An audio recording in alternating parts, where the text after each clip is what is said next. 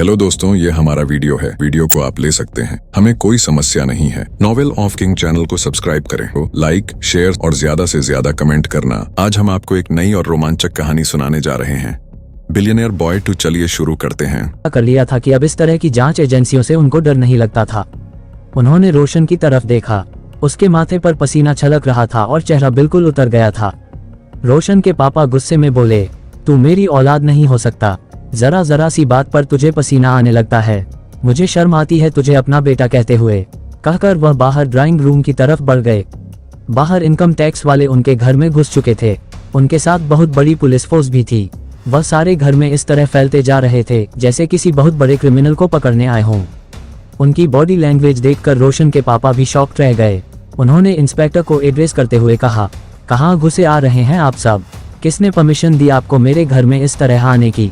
Police officer आगे आकर बोला, मिस्टर सिन्हा, हमारे पास आपके घर का सर्च ऑर्डर है और साथ ही आपको और आपके बेटे को गिरफ्तार करने का वारंट है। रोशन के पापा मिस्टर सिन्हा को अपने कानों पर यकीन नहीं आया। इतने सालों में आज तक किसी की जुर्रत नहीं हुई उनसे ऊंची आवाज में बात करें। इस तरह घर में घुसकर अरेस्ट करना तो बहुत बड़ी बात है। उन्होंने इंस्पेक्टर को हड़काकर पूछा, किस बात का वारंट? इंस्पेक्टर ने जवाब दिया, मिस्टर सिन्हा, करोड़ों के टैक्स की चोरी के अलावा और भी बहुत से गलत काम किए हैं आपने। करप्शन के चार्जेस हैं आप पर। मिस्टर सिन्हा एकदम अकड़कर बोले, मैंने ऐसा कुछ नहीं किया। ये सब मेरे खिलाफ अपोजिशन पार्टी वालों की साजिश है। इंस्पेक्टर ने कहा, आपने क्या किया है और क्या नहीं, यह आप कोर्ट में प्रूव करते रहिएगा। अभी आपको हमारे साथ चलना ही पड़ेगा। आपकी बाकी सारी प्रॉपर्टीज पर भी रेड की गई है। ये घर भी अब से हमारे अंडर हैं। अगर आपने हमें रोकने की कोशिश की तो आपके अगेंस्ट चार्जेस और संगीन होते चले जाएंगे। रोशन के पापा को समझ आ गया था कि इस सब के पीछे कोई बहुत बड़ा आदमी है, वरना इतने हाई फाई पॉलिटिकल कनेक्शंस होने के बाद उन पर हाथ डालना आसान नहीं था। उन्होंने इंस्पेक्टर से पूछा, किसके कहने पर कर रहे हो ये सब? इंस्पेक्टर ने मिस्टर सिन्हा के सवाल को इग्नोर कर दिया और अपने सबॉर्डिनेट्स को इंस्ट्रक्शंस देता रहा।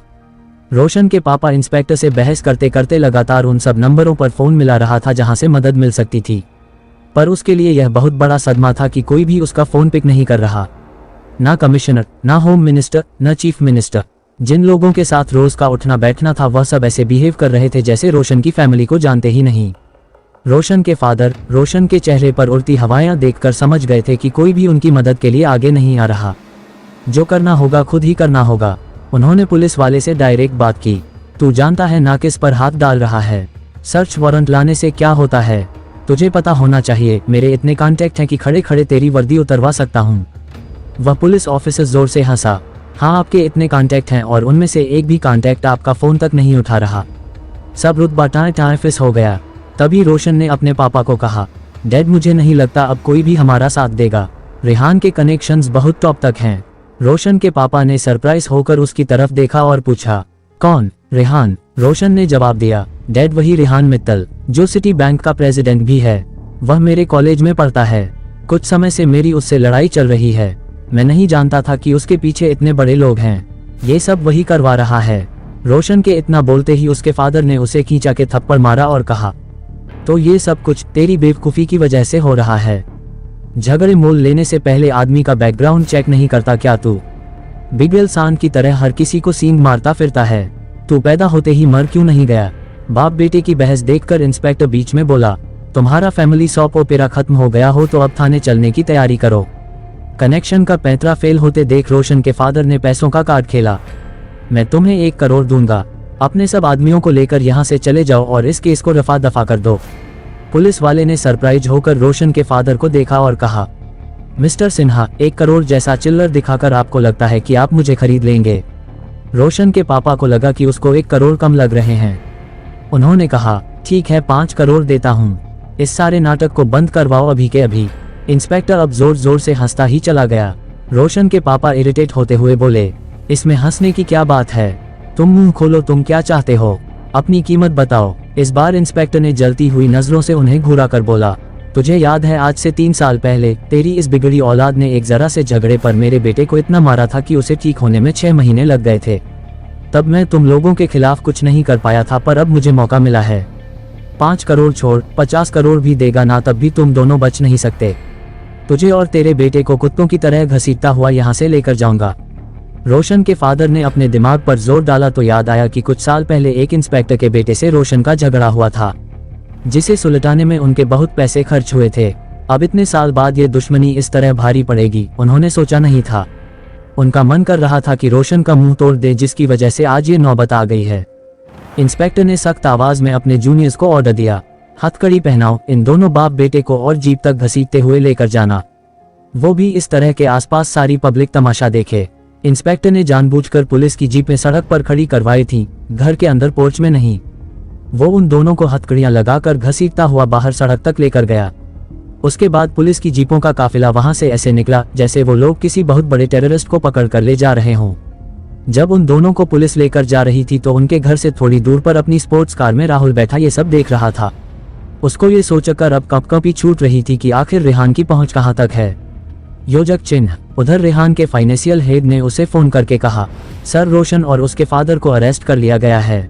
उनके अगेंस्ट में एविडेंस इतने पुख्ता हैं कि अब उनको जेल जाने से कोई नहीं बचा सकता।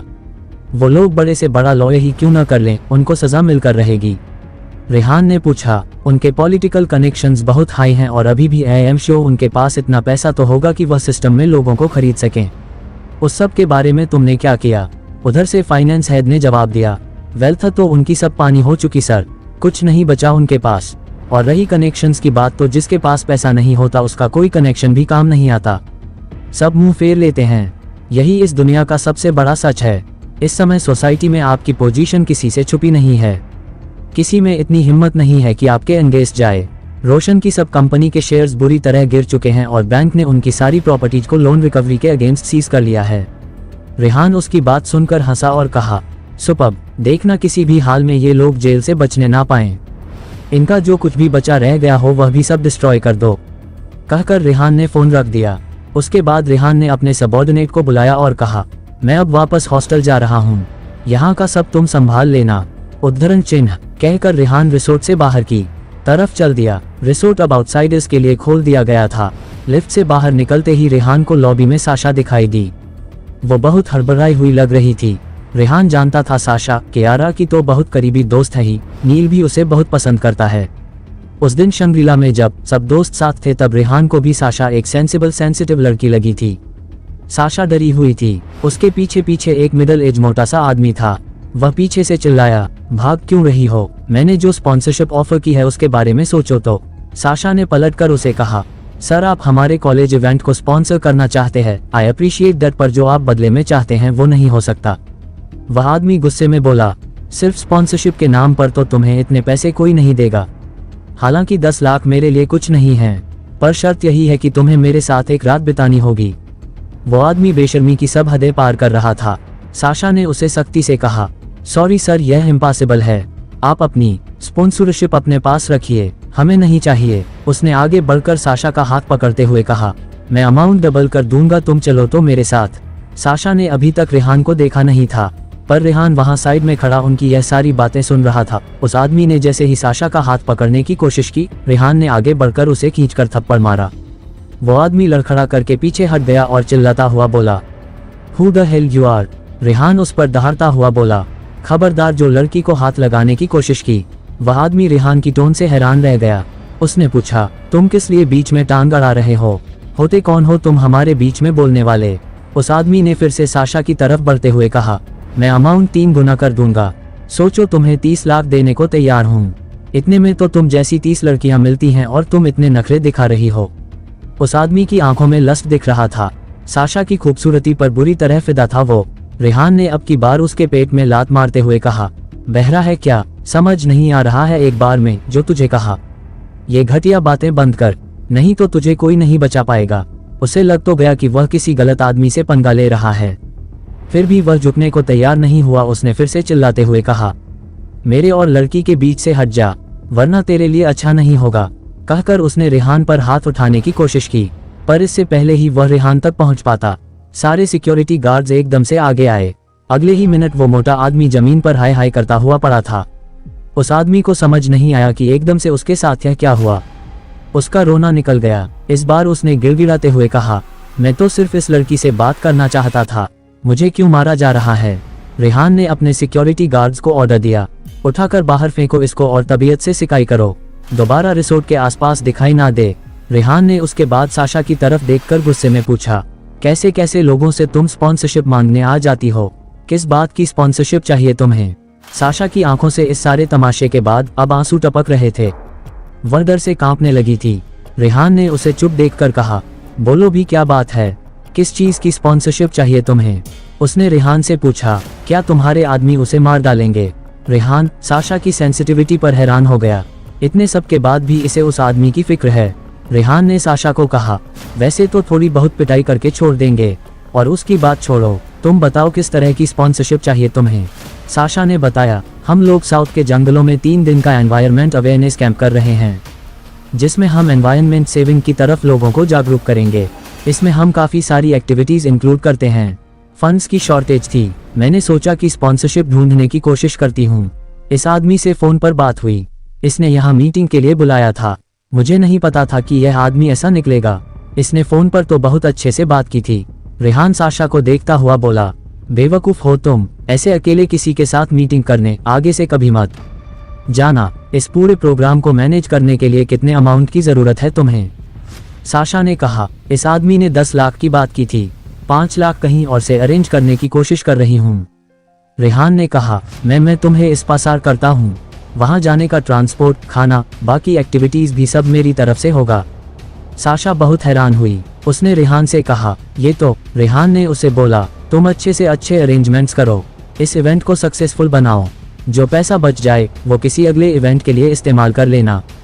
कहते हुए रेहान ने रिसोर्ट के सीईओ को बुलवाया। साशा समझ नहीं पा रही थी कि वह क्या रिएक्ट करे। इतने में ही रिसोर्ट का सीईओ वहां आ गया। रेहान ने उसे कुछ इंस्ट्रक्शंस दी। वह आगे बढ़कर साशा के पास आकर बोला, मैम आप अपने इवेंट की पूरी डिटेल्स हमें रिटर्न में सबमिट कर दीजिए। मैं फाइनेंस डिपार्टमेंट से सब कुछ सैंक्शन कर देता हूँ। आपका ये पूरा इवेंट हमारा रिसोर्ट स्पॉन्सर करेगा। साशा की खुशी का ठिकाना नहीं था। उसने रेहान की तरफ देखकर कहा, रेहान ये बहुत बड़ा फेवर है, समझ नहीं आ रहा तुम्हें कैसे थैंक यू कहूँ।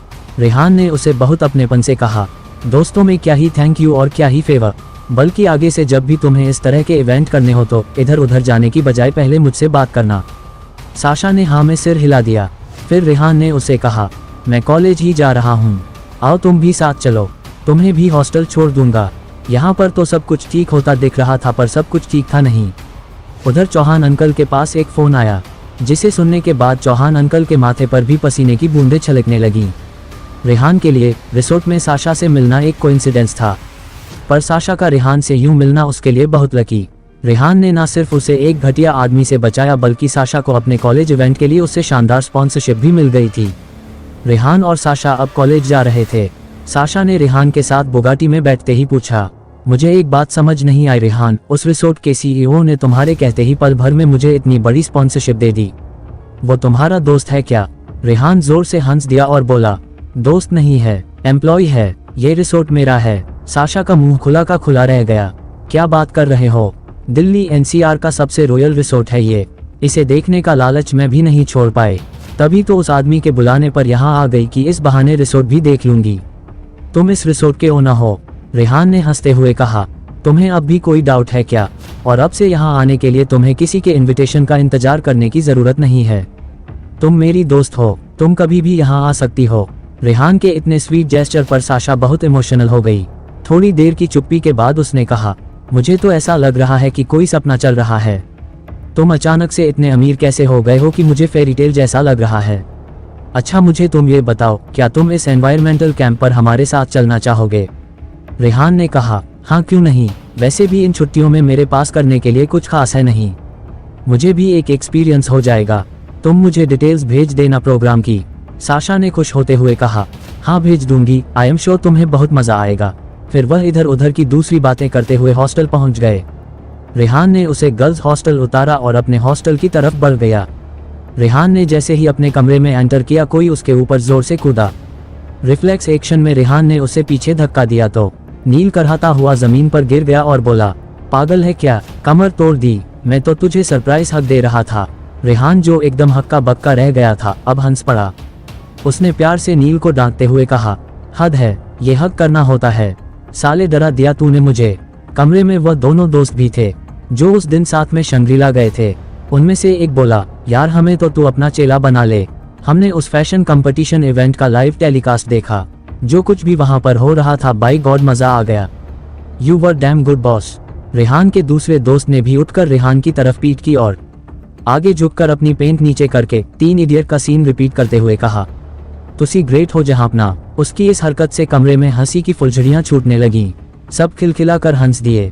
नील ने रेहान को कहा, अभी मैंने खिड़की से देखा तूने साशा को गर्ल्स हॉस्टल के सामने उतारा। वह कहाँ मिल गई तुझे?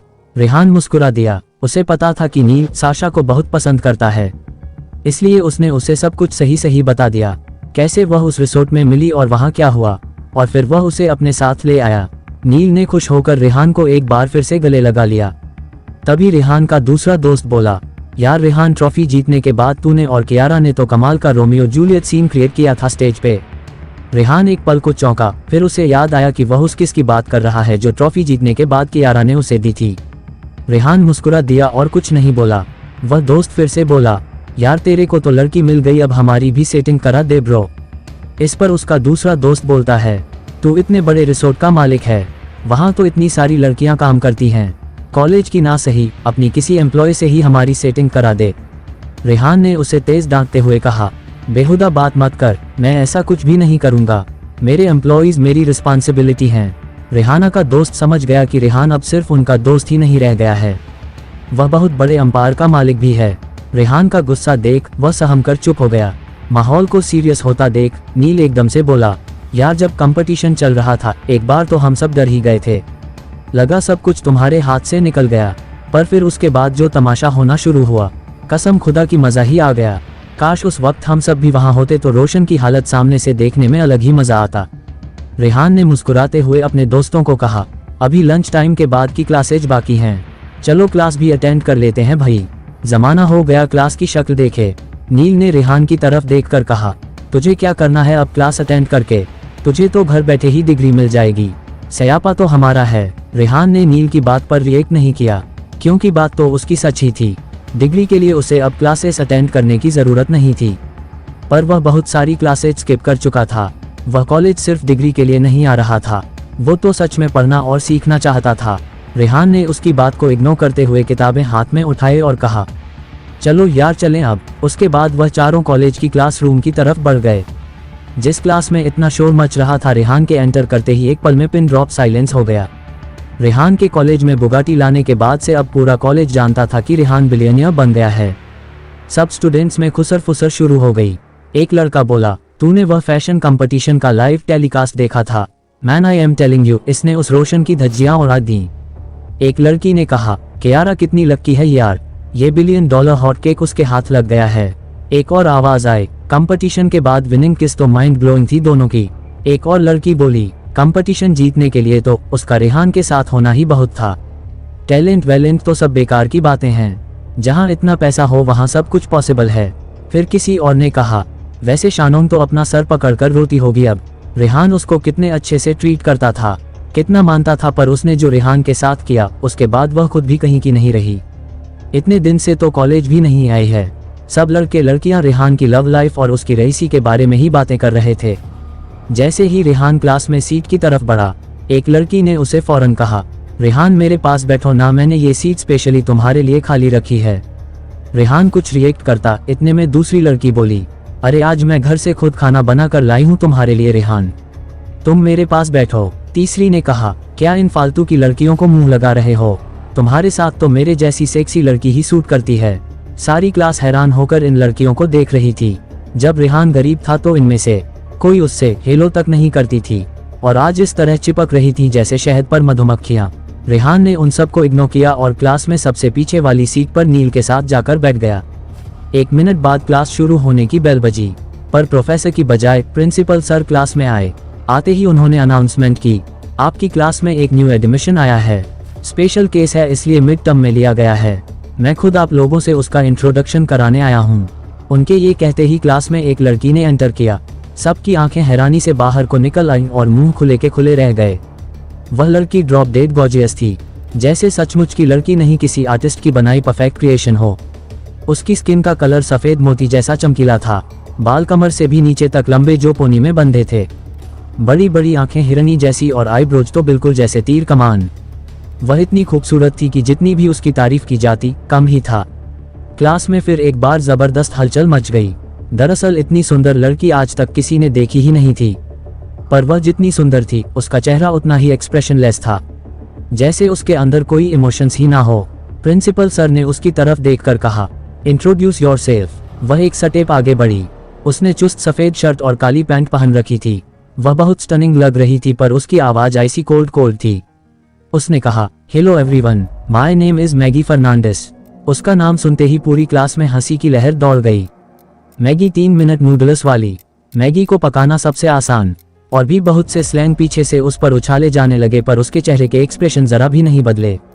प्रिंसिपल सर ने पूरी क्लास को डांटते हुए कहा, behave yourself and make her comfortable. यह आप लोगों की नई क्लासमेट है, इसके साथ फ्रेंडली बिहेव कीजिए। कहकर प्रिंसिपल सर ने मैगी को कहा कि वह जाकर अपनी सीट ले और क्लास के बाहर निकल गए। जब मैगी सीट की तरफ बढ़ने लगी तो क्लास के सारे लड़कों में होड़ मच गई। हर कोई उसको सीट ऑफर कर रहा था। एक दूसरे को धक्का देते हुए वह आपस में लड़ रहे थे। सब में कंपटीशन चल रहा था मैगी को इम्प्रेस करने का, पर वह एक एक करके सबको इग्नोर करके आगे बढ़ती चली गई। उसको पीछे की सीटों की तरफ आता देख रेहान के दोनों दोस्तों में एक्साइटमेंट बढ़ गई। वह दोनों भी एक दूसरे को धक्का देने लगे कि यह मेरे पास बैठेगी, नहीं यह मेरे पास बैठेगी। मैगी उन दोनों को भी अवॉइड करके नील और रेहान की तरफ बढ़ गई। सबको लगा कि शायद अब वह नील के पास बैठ जाएगी, क्योंकि वही पहले बैठा था। पर मैगी ने नील से बहुत रूडली कहा, आप यहाँ से उठकर वहाँ बैठ जाए, मुझे इसी सीट पर बैठना है। नील उसकी कमांडिंग टोन पर हैरान रह गया। नील उससे कहना चाहता था, इस तरह ऑर्डर चलाने वाली होती कौन हो, गेट लॉस्ट। पर वह इतनी ज्यादा खूबसूरत थी कि नील भी कुछ गलत बोल ही नहीं सका। वह चुपचाप वहां से उठ गया। उस लड़की के नील से इस तरह बात करने पर रेहान को भी तेज गुस्सा आया। रेहान के लिए उसकी खूबसूरती ऐसी कोई मायने नहीं रखती थी कि वह नील की इंसल्ट बर्दाश्त कर लेता। पर रेहान इस बात से हैरान था कि सारी क्लास को छोड़कर आखिर वह उसके पास क्यों बैठना चाहती है। नील के उठने के बाद वह लड़की वहां बैठी और धीरे से उसने एक कागज रेहान की तरफ सरका दिया। उसमें लिखा था, sir I am your new bodyguard, please allow me to protect you. Rehan ये पढ़कर हैरान रह गया।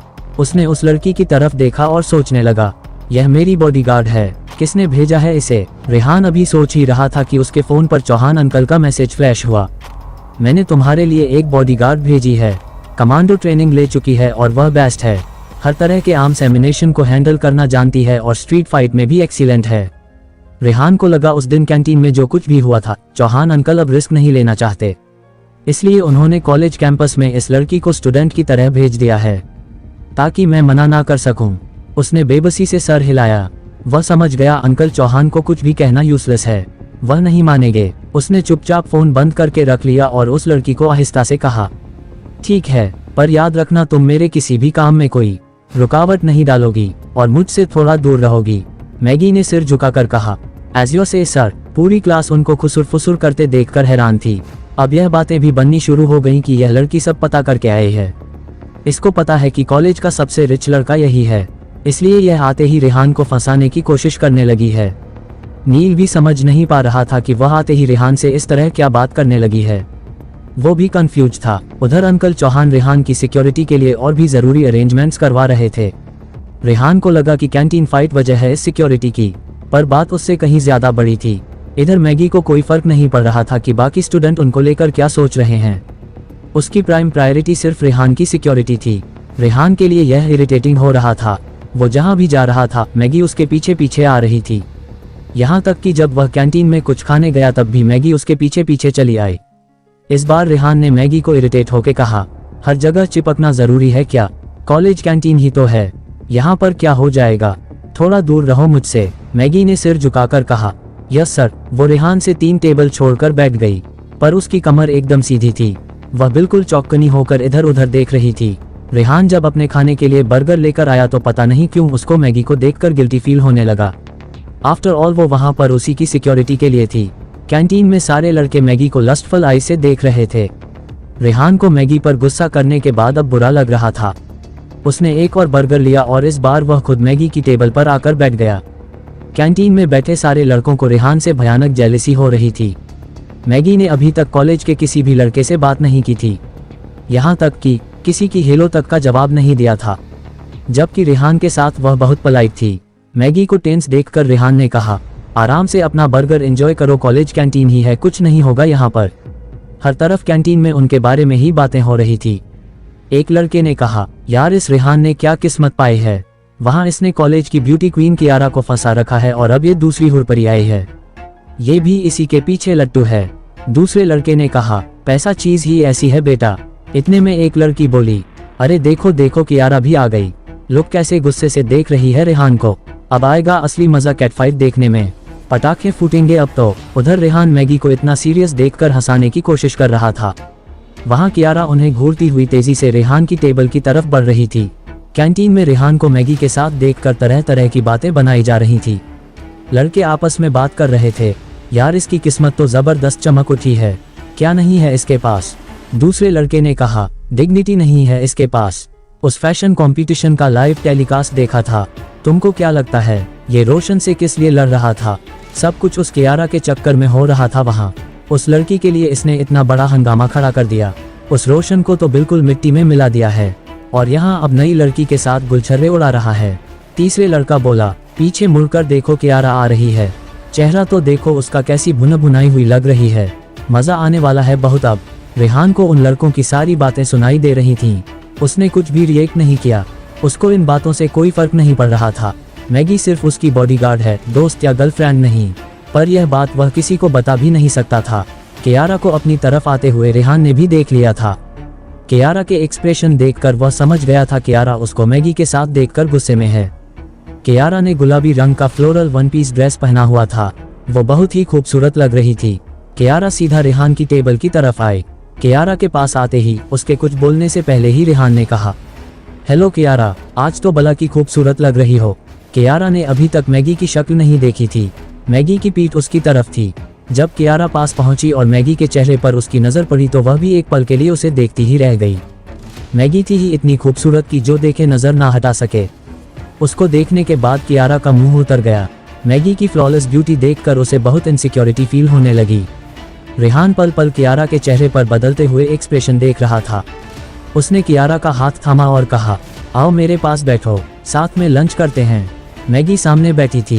रेहान ने हाथ पकड़कर कियारा को अपने साथ बिठा लिया। कियारा के बैठने के बाद रेहान ने कहा, let me introduce you Maggi, यह कियारा पटेल है। इस साल का वर्ल्ड फैशन कंपटीशन इसने ही जीता है। और कियारा, मीट मैगी फर्नांडिस, नई क्लासमेट, आज ही कॉलेज ज्वाइन किया है। कियारा ने कर्टेसी के लिए मैगी से हेलो करने के लिए उसकी तरफ हाथ बढ़ाया, पर मैगी ने कोई रिस्पांस नहीं दिया, बस हल्का सा सिर हिलाकर उसे ग्रीट कर दिया और वापस अपने खाने में बिजी हो गई। कियारा को उसका बिहेव बहुत ऑकवर्ड लगा। एम्बैरेस से होकर कियारा ने हाथ पीछे कर लिया। मैगी का इतना कोल्ड बिहेवियर देखकर कियारा और डिप्रेस हो गई। उसे लगा, हो ना हो, मैगी रेहान को पसंद करती है, इसलिए वह कियारा के साथ इतना रूड बिहेव कर रही है। कियारा के दिमाग में मैगी को लेकर अनगिनत बातें चलने लगी कि यह इतनी खूबसूरत है, इसके लिए रेहान मुझे छोड़ तो नहीं देगा, और भी ना जाने क्या क्या पल भर में ही उसने सोच डाला। कियारा के एक्सप्रेशन देखकर रेहान मुस्कुरा दिया। वह समझ गया मैगी के रूड बिहेव से कियारा को हर्ट फील हो रहा है, पर रेहान जानता था कि मैगी का ऐसा बिहेवियर दरअसल उसकी पर्सनैलिटी का पार्ट है। वह ये भी समझता था कि वह ऐसा बिहेव क्यों कर रही है। उसने मैगी का बैकग्राउंड पता करा लिया था। मैगी का परिवार 3 पुश्तों से रेहान के परिवार की सुरक्षा में लगा हुआ था। बचपन से ही उनके बच्चों को ट्रेन किया जाता है अपने मालिक की रक्षा के लिए। ऐसे परिवार में लड़की की तरह पैदा होना, फिर कमांडो ट्रेनिंग लेना इंसान को पत्थर जैसा बना ही देता है। इन लोगों के सारे इमोशंस खत्म दिए जाते हैं, इनको हर हाल में बस अपने मास्टर को प्रोटेक्ट करना होता है, इस हद तक कि उसके लिए ये जान देने में भी एक पल नहीं लगाते। मैगी की पर्सनैलिटी इसलिए इतनी रूड और खुद में सिमटी हुई थी। दुनिया में उसके लिए रेहान की सिक्योरिटी के अलावा और कुछ मायने ही नहीं रखता था। कियारा को परेशान देखकर रेहान ने धीरे से उसके कान में कहा, कियारा, मैगी मेरी बॉडीगार्ड है, मेरी फैमिली ने इसको मेरी प्रोटेक्शन के लिए यहाँ अपॉइंट किया है, इसलिए कुछ भी फालतू सोचकर अपना मन मत खराब करो। कियारा ने बहुत हैरानी से रेहान की तरफ देखा, फिर मैगी की तरफ और फिर से रेहान की तरफ देखकर बोली, रियली? रेहान ने कहा, हाँ, पर यह बात किसी को पता ना चले, ये सुपर सीक्रेट है, इसे बस अपने तक रखना। कियारा ने हाँ में सिर हिला दिया। अब कियारा मैगी को ध्यान से देख रही थी और सोचने लगी कि यह नाजुक सी दिखने वाली लड़की रेहान की बॉडीगार्ड है, पर साथ ही साथ वह रेहान के इस जेस्चर पर खुश हो रही थी कि जो बात रेहान ने किसी को नहीं बताई वह कियारा को बता दी है। यानी रेहान भी नहीं चाहता कि उसके और रेहान के बीच में कोई गलतफहमी हो जाए। वह ये सोचकर भीतर भीतर मुस्कुरा रही थी कि वो रेहान के लिए इम्पोर्टेंट है। सामने रेहान के दोनों दोस्त खड़े उसे अजीब अजीब से मुंह बनाकर चिढ़ा रहे थे और झूठा गुस्सा दिखा रहे थे कि वह दो खूबसूरत लड़कियों के साथ बैठा है और उनको इनवाइट नहीं कर रहा अपने पास। रेहान ने हंसकर उन्हें इग्नोर कर दिया। एक दोस्त ने दूसरे से कहा, क्या यार सारे कॉलेज की सुंदर लड़कियां इसी को मिलने वाली हैं क्या? मैंने तो सोचा था कि यह हमारा ख्याल रखेगा, इसको देखो कैसे इग्नोर कर रहा है हमें। दूसरे ने भी मुंह लटका के कहा, हाँ यार इससे यह उम्मीद नहीं थी। रेहान उन्हें देखकर मुस्कुराया और अपने खाने में बिजी हो गया। रेहान के एक तरफ कियारा बैठी थी, सामने मैगी, और तभी एक हलचल हुई। कोई कुछ समझता इससे पहले ही साशा रेहान के दूसरी तरफ आकर बैठ गई। उसके इस तरह आकर बैठने से कियारा चौंक गई। साशा कियारा की दोस्त है पर वह कियारा की तरफ ना बैठकर रेहान के पास बैठी। कियारा उसकी इस हरकत पर बुरी तरह चिढ़ गई। रेहान को भी ऑकवर्ड लगा। उसकी नज़र में तो कियारा और साशा बहुत अच्छी फ्रेंड्स थीं।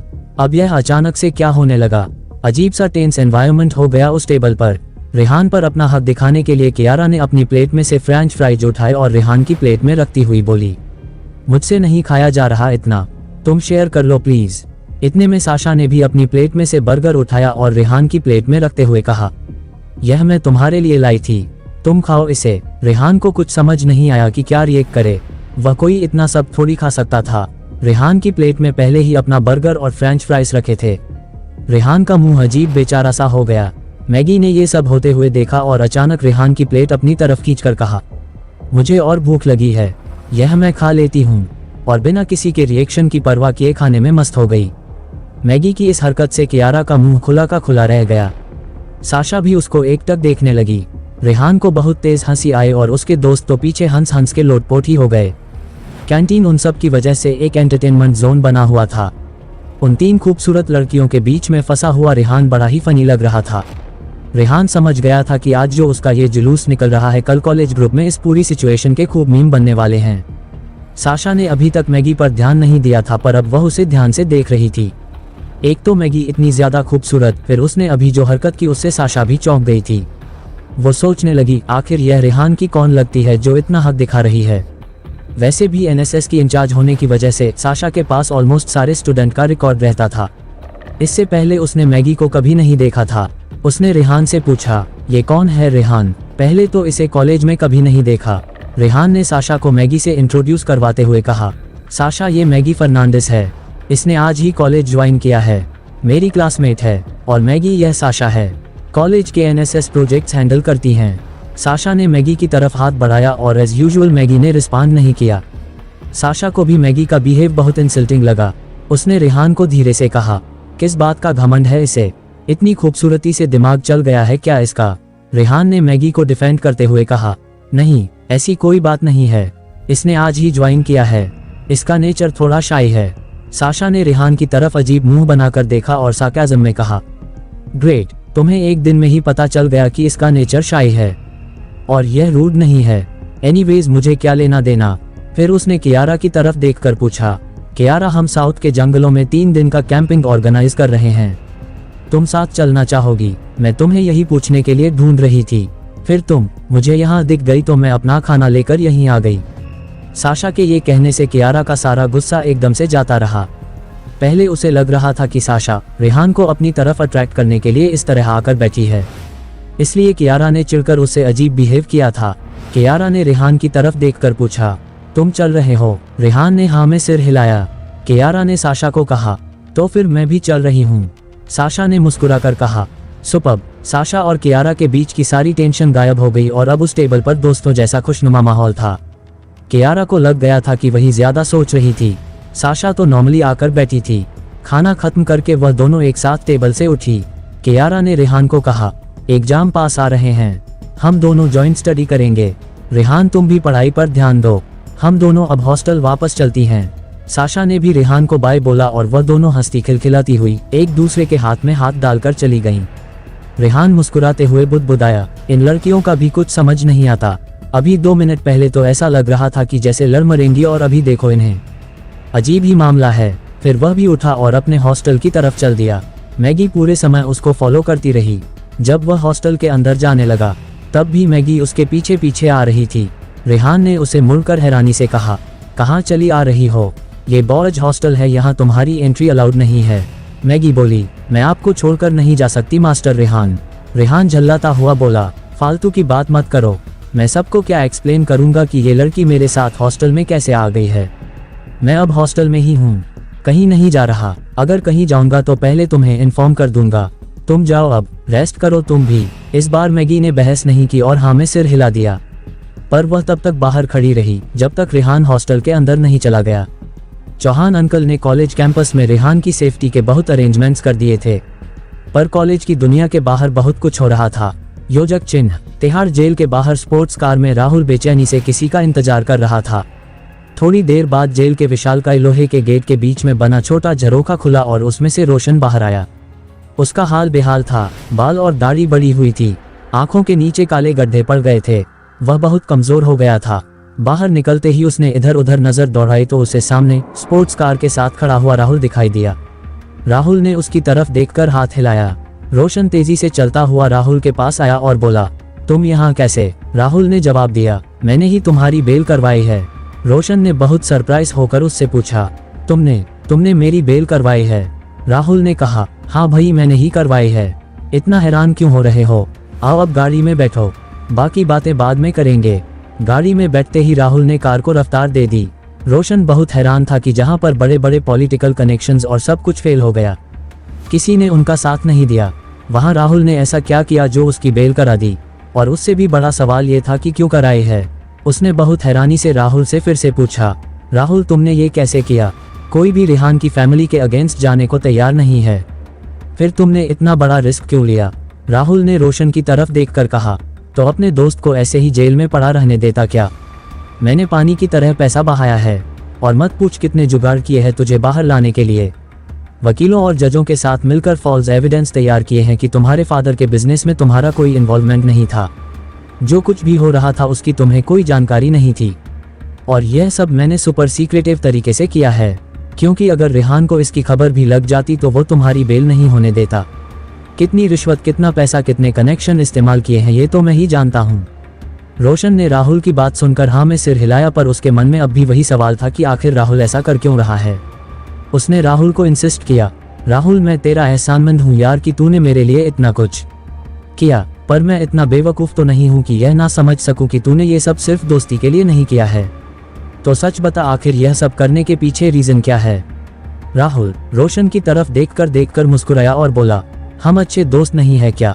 अब रोशन ने इरिटेट होकर कहा, come on bro, cut the scrap. तुम और मैं दोनों जानते हैं कि हम ऐसे भी कोई दोस्त नहीं है कि तू मेरे लिए इतना बड़ा पंगा ले और इतना पैसा बहा दे। इतनी बातचीत भी हमारी इसलिए होने लगी कि हम दोनों ही रेहान के दुश्मन हैं। रोशन की बात पर राहुल ने कहा, एग्जैक्टली, बिल्कुल यही बात है, हम दोनों ही रेहान के दुश्मन हैं। मुझे रेहान से बदला लेना है और वह मैं तुम्हारी मदद के बिना नहीं ले सकता। राहुल की बात पर रोशन ने चौंक कर कहा, मैं अब तुम्हारे किस काम का हूँ? मेरे पास ना पैसा बचा है, ना पावर, ना पोजीशन, सब कुछ तो रेहान ने छीन लिया, मेरा सब कुछ धूल में मिला दिया, अब मैं क्या कर सकता हूँ?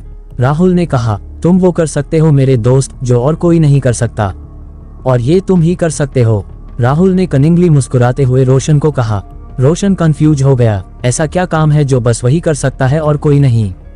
राहुल ने रोशन की बेल करा के उसे जेल से बाहर निकलवाया। वो उसे तिहाड़ जेल लेने भी पहुंचा। रोशन और राहुल अब राहुल की कार में थे। राहुल ने जब उससे कहा कि दोस्ती के नाते उसने रोशन की बेल कराई है तो रोशन ने उससे साफ पूछा कि वो असली कारण बताएं। रोशन जानता था कि वो दोनों इतने भी गहरे दोस्त नहीं हैं कि राहुल उसे छुड़ाने के लिए इतना कुछ स्टेक पर लगा दे। वो राहुल का रियल इंटेंशन जानना चाहता था। रोशन ने राहुल से कहा, रेहान के अगेंस्ट में ऐसा क्या काम कर सकता हूँ तुम्हारे लिए जो कोई और नहीं कर सकता, और मुझे ये भी नहीं समझ आ रहा कि आखिर तुम रेहान से किस लिए उलझ रहे हो। तुम्हारी तो उससे कोई गहरी दुश्मनी भी नहीं है, सिर्फ एक लड़की के पीछे झगड़ा हुआ था। मेरी हालत देखकर तुम्हें डर नहीं लग रहा कि वह तुम्हारा भी यही हाल कर सकता है? राहुल ने रोशन की तरफ देखकर कहा, अगर इन पैरामीटर्स पर सोचा जाए तो झगड़ा तो तुम्हारा भी किसी लड़की की वजह से ही था। बात लड़की की नहीं है, बात सिर्फ इतनी है कि उसने मुझे पूरे कॉलेज के सामने इंसल्ट किया और उसके बाद भी कई बार वह मुझे इंसल्ट कर चुका है। मैं जीते जी इस बात को कभी नहीं भूल पाऊंगा। मेरे दिमाग की शांति के लिए बहुत ज़रूरी है कि मैं रेहान से बदला लूं, और यह बदला मैं तुम्हारी मदद के बिना नहीं ले सकता।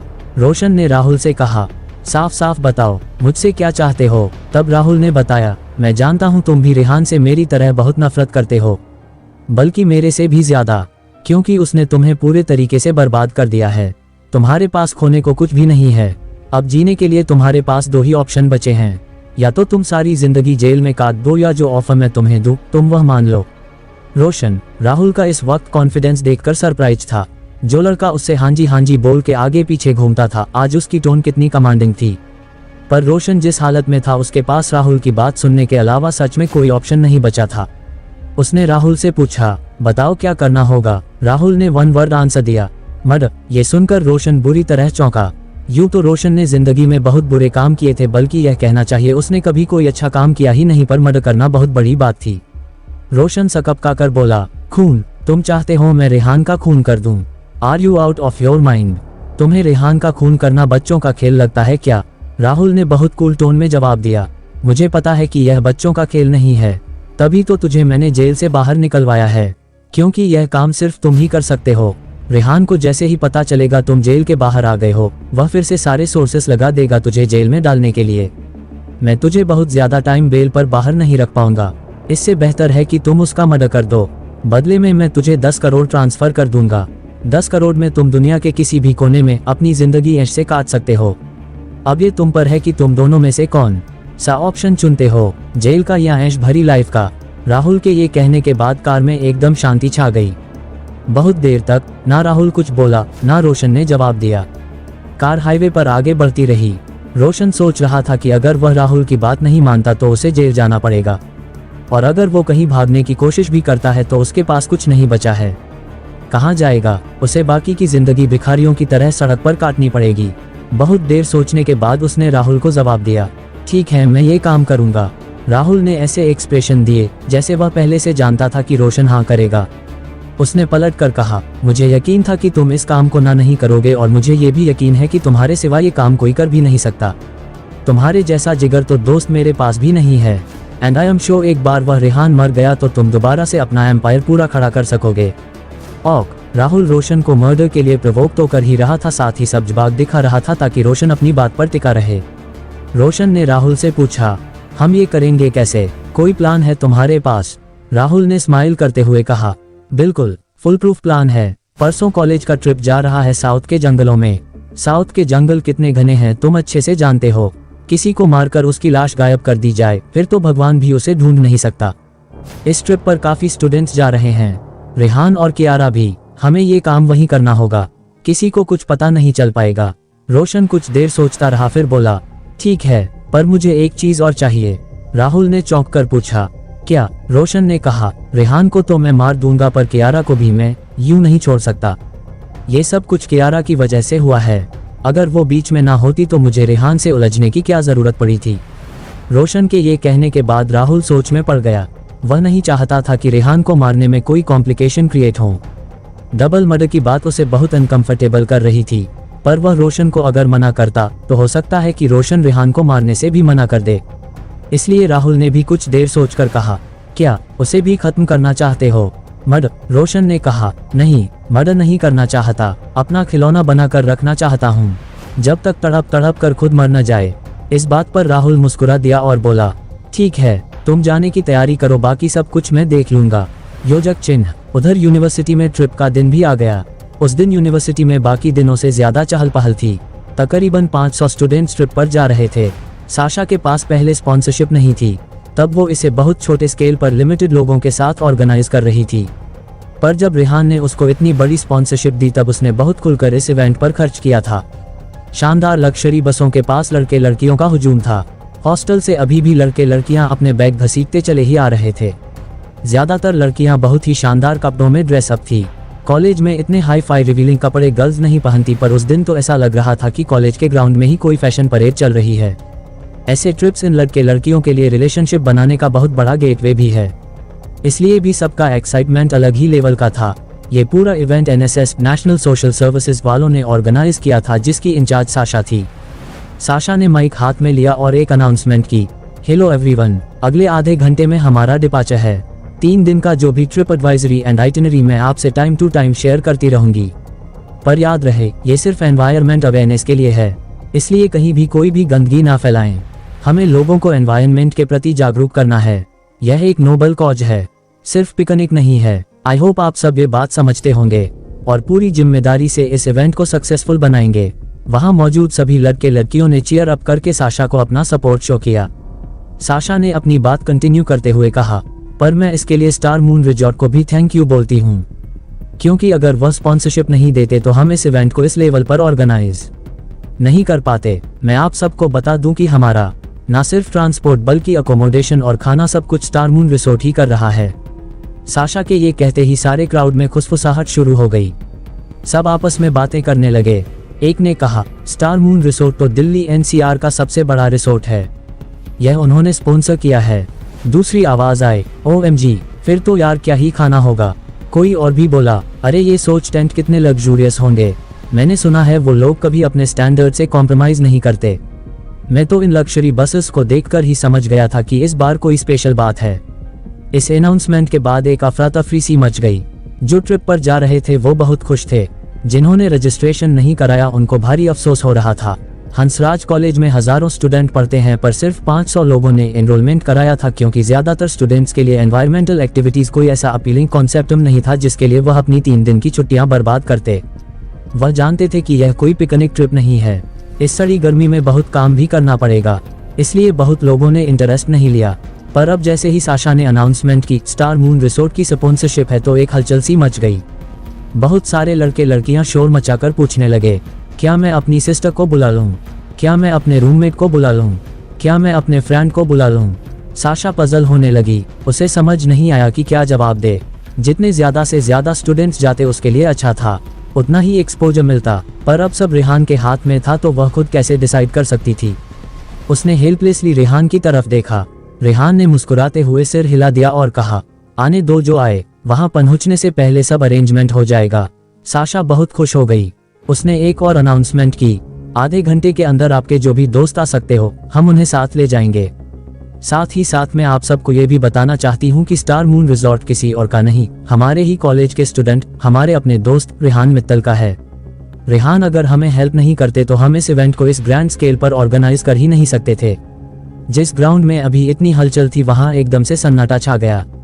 यह इन्फॉर्मेशन तो लोगों के लिए ऐसी थी कि जैसे कैंपस में कोई बम फोड़ दिया गया हो।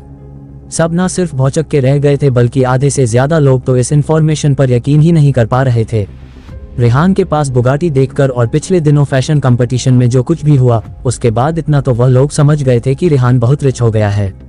पर वह इतना रईस है कि स्टार मून रिसोर्ट तक उसका है, ये तो कोई सपने में भी नहीं सोच सकता था। उधर रेहान को अब साशा पर बहुत तेज गुस्सा आ रहा था।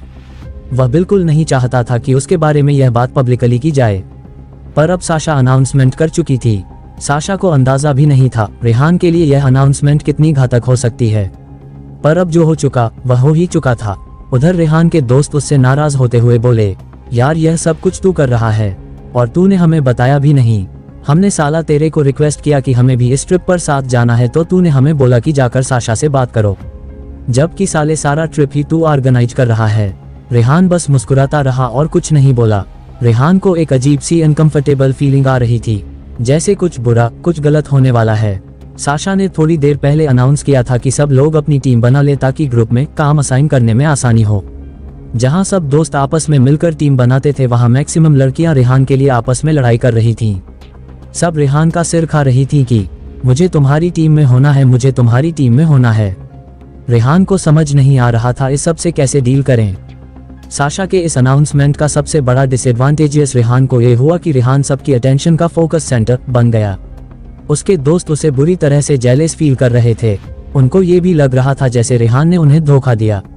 बाकी लड़के भी उसकी किस्मत पर आहें भर रहे थे। अधिकांश लड़कियां रेहान को लुभाने के ख्वाब देख रही थीं।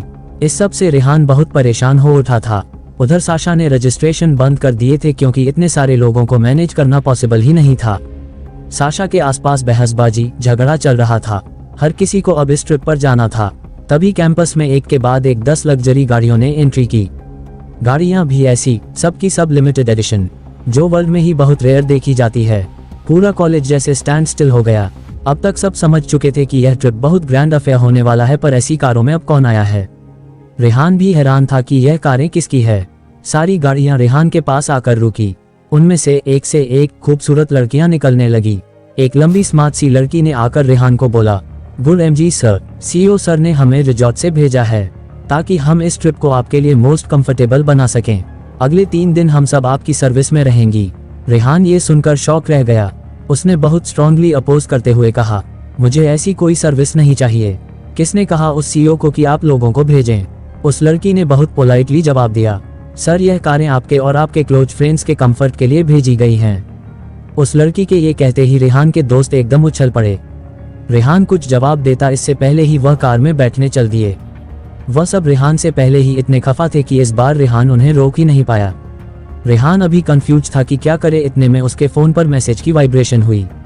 उसने फोन जेब से निकाल कर देखा तो फिर से चौहान अंकल का मैसेज था, तुम बस में नहीं बल्कि अपने लिए इन्हीं गाड़ियों का इस्तेमाल करोगे और प्लीज कोई सवाल मत करना। रेहान को कुछ समझ नहीं आ रहा था कि ये क्या हो रहा है। उसने फिर एक बार हेल्पलेसली सिर झटका और उन लड़कियों को चलने का इशारा किया। सब लड़के लड़कियों के बसेस और कारों में सेटल होने के बाद कॉलेज का ट्रिप शुरू हुआ। दिल्ली यूनिवर्सिटी की आज तक की हिस्ट्री में कभी किसी ने इतना रॉयल काफिला नहीं देखा था। हाई एंड लग्जरी बसेस और उनके साथ 10 लिमिटेड एडिशन गाड़ियां। जब ये काफिला कॉलेज के बाहर निकल रहा था तो सब स्टूडेंट्स खुशी से तालियां बजाते हुए हूटिंग करने लगे। कियारा, साशा, नील और मैगी रेहान के साथ उसकी कार में थे। पीछे वाली कार में उसके कुछ दोस्त और क्लासमेट्स थे जो रेहान का क्लासमेट होने की वजह से उन कारों पर अपना पहला हक समझ रहे थे। उधर यूनिवर्सिटी के गेट पर एक के बाद एक 20 स्पोर्ट्स कारें आकर रुकीं। 20 की 20 इंपोर्टेड स्पोर्ट्स कारें। वह स्पोर्ट्स कारें भी उतनी ही महंगी थी जितनी रेहान के पास आई 10 लग्जरी गाड़ियां। सबसे आगे वाली कार में से एक लड़का उतरा, लाल बाल, कानों में हीरे की बाली, हाथ में सिगरेट, गर्दन और बाहों पर टैटू। उसके पीछे एक एक करके बहुत सारे लड़के उन कारों से बाहर आए। किसी के हाथ में बियर की बोतल, किसी के हाथ में सिगरेट, सबके सब हिप्पी टाइप लग रहे थे। उनका अपीयरेंस बता रहा था कि वो लोग अल्ट्रा रिच ब्रैट्स हैं। एक लड़के ने पूछा, तूने ठीक से पता किया था ना? कॉलेज की बसेस पक्का यहीं से गुजरेंगी। पहले वाले लड़के ने कहा, यकीनन यहीं से जाएंगी, टाइम हो गया है, आती ही होंगी। हंसराज कॉलेज से जब स्टार मून रिजॉर्ट की शानदार लग्जरी बसेस और 10 स्पेशली मॉडिफाइड अल्ट्रा एक्सपेंसिव कारें निकली तो नज़ारा हॉलीवुड की फिल्मों जैसा लग रहा था। उधर दिल्ली यूनिवर्सिटी के नॉर्थ कैंपस के बाहरी हिस्से में 20 स्पोर्ट्स कार एक लाइन में लगी इन बसेस का इंतजार कर रही थी। इन स्पोर्ट्स कार में जो लड़के थे वह दरअसल दिल्ली एनसीआर में पलवल के आसपास के गांवों के थे। सरकार ने जब से बड़ी बड़ी फैक्ट्रीज आउटस्कर्ट्स में शिफ्ट कर दी थी तब से ऐसे मंजर आम हो गए थे। किसानों ने अपनी जमीनें बड़े बड़े इंडस्ट्रीज और बिल्डर्स को मोटे दामों में बेचकर भारी मुनाफा कमाया था। खेती किसानी में कभी उन्होंने इतना पैसा नहीं देखा था। अब बड़े बिल्डर्स ने उनकी जमीनों को खरीद कर या तो वहां पर रॉकेट हाई फ्लैट्स खड़े कर दिए या बड़ी बड़ी फैक्ट्रीज बना दी। इतना पैसा एक साथ मिला कि उनसे संभाला नहीं गया। समझदारी से इन्वेस्टमेंट या कुछ काम करने की बजाय उन्होंने लग्जरी गाड़ियां ली, अयाशी की, खूब पैसा उड़ाया। इन किसानों के बच्चे इस हद तक बिगड़ चुके थे कि इंसान को इंसान नहीं समझते थे। दिल्ली, गुरुग्राम, नोएडा के पब्स में आए दिन इन लड़कों द्वारा हुड़दंग मचाया जाता। बालों को लाल, पीला, नीला रंग किए कद काठी से ये लड़के अच्छे खासे मजबूत थे। हरियाणा का दूध दही खाकर जो बड़े हुए थे, लड़ने भिड़ने से डरते नहीं थे, न ही इन्हें किसी का सिर फाड़ने, खून कर देने में जरा भी हिचक महसूस होती थी। एलिट क्लास से इनको खासी प्रॉब्लम थी, नफरत की हद तक, क्योंकि वह लोग इनको अभी भी अपने साथ उठने बैठने लायक नहीं समझते थे। इनके पास पैसा तो बहुत आ गया था पर तमीज और पढ़ाई लिखाई से इनका दूर तक रिश्ता नहीं था। इनके घर वालों ने भी इनको सिर्फ बिगाड़ा, सही राह पर नहीं चलाया। अयाश होने को ही उन्होंने मॉडर्न होना समझा। कुछ दिन पहले गुरुग्राम के पब में हंसराज कॉलेज की 3 लड़कियों से इनमें से एक लड़के की बहस हो गई थी। इससे पहले वह अपने दोस्तों को बुलाता बाउंसर ने उस लड़के को पब से बाहर निकाल दिया। जिस बाउंसर ने उस लड़के को सॉरी बोलने पर मजबूर किया था, उसे तो लड़के के दोस्तों ने बाद में खूब मारा, पर जब तक उसके दोस्त आए वो लड़कियां जा चुकी थी।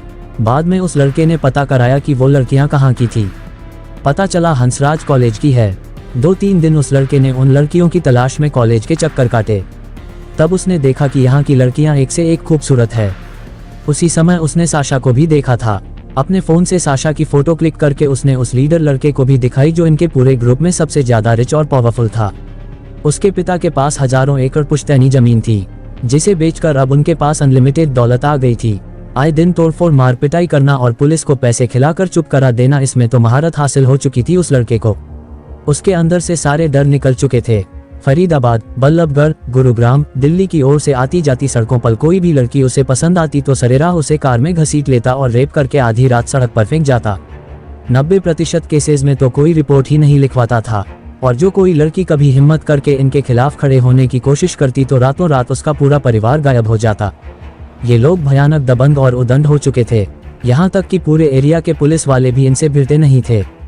या तो पुलिस रिश्वत खाकर चुप हो जाती थी, और जो भी पुलिस वाला चुप नहीं होता था उसकी लाश फरीदाबाद की नहर या दिल्ली की यमुना में तैरती मिलती थी।